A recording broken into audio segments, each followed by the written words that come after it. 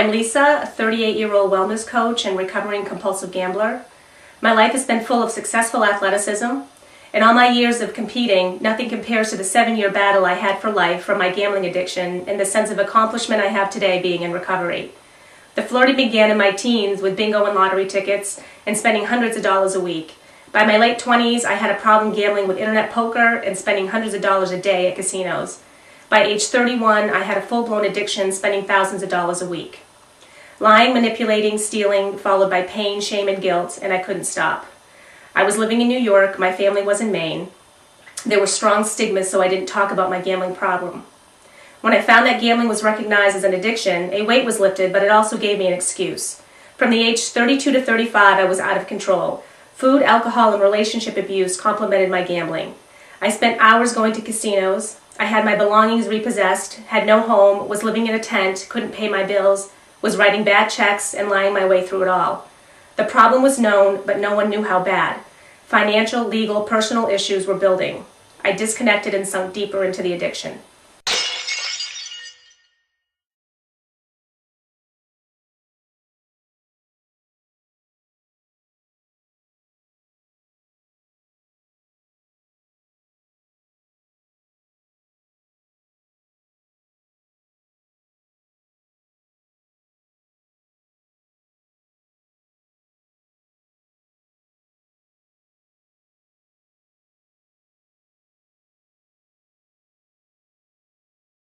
I grew up in the state of Maine, Gardner, Maine, and from a very young child, I guess you could say that I was kind of a superstar athlete.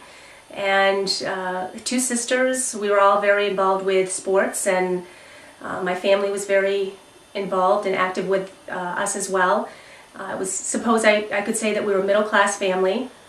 Typical family, trying to do the best we can and get by, and being really committed to my sports and my clubs and all the things that I seem to have got myself involved with in school, class president, prom, queen, all the things. I was offered a full athletic scholarship to college to play field hockey and in my own state, and I took that scholarship and did well with that, and got through college and started my own business at the age really of, I think, 24.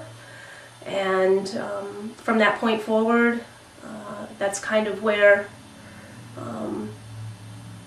the gambling pieces of my life started to get bad. I started flirting with it when I was young with bingo. I think I used to work at the bingo parlor when my mom was going to play bingo, and it was something that me and my mom sort of did together. I got a taste of it and started to play myself when I became the right age to do so. And by the time I was a senior in high school, I was waitressing and had some money to start skipping out of school, actually, to play bingo, and got involved with scratch tickets. That was not something that lasted for a real long time. And once I started my own business, I started making my own money and started going to bingo really 3 times a day at times between the age of 24 and 27.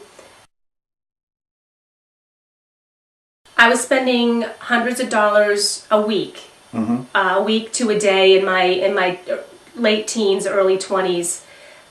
Primarily the money that I was making through my business. I became a wellness consultant. It was private, which is what I still do now, and which is really what afforded me right straight through to be able to support my addiction. The turning point, I think, for me was a trip that I had taken to Aruba, where I started playing video poker and at the casinos, and I actually won $1,200, and I was in the Aruba paper, and they made a big deal out of it, and I was with somebody that I really loved and cared about at the time, and it was a good time, and I think I had just latched onto it as something that was really rewarding for me and something that felt good. And from that point forward, I just found myself continuously in these little tiny cycles, in and out of these little cycles of gambling, spending more money, got involved with internet poker, spending thousands of dollars, and not realizing how much this was progressing through me really in my late 20s. In my 30s, my business was really strong, and I found myself really working to support my addiction and was able to take every penny that I was making and literally was spending thousands of dollars a week at the casinos. Small parts of that were internet gambling, and I found myself going to work primarily just to make money, to gamble. My clients were being serviced, but there was a lot of lying that was going on. I can say that now. It's not easy for me to do, but it's the truth. You know, I did lie my way through my 30s, doing the best I could do to hold down my business, my relationship, and my gambling relationship, which was my priority. The lying was primarily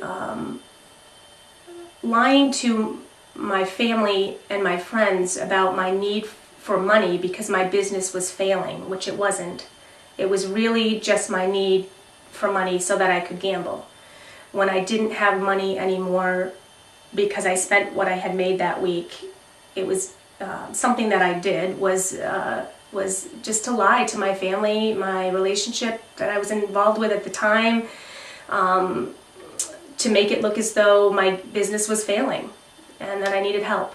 All the while, it was really just to support my gambling addiction. I did lie to my clients, and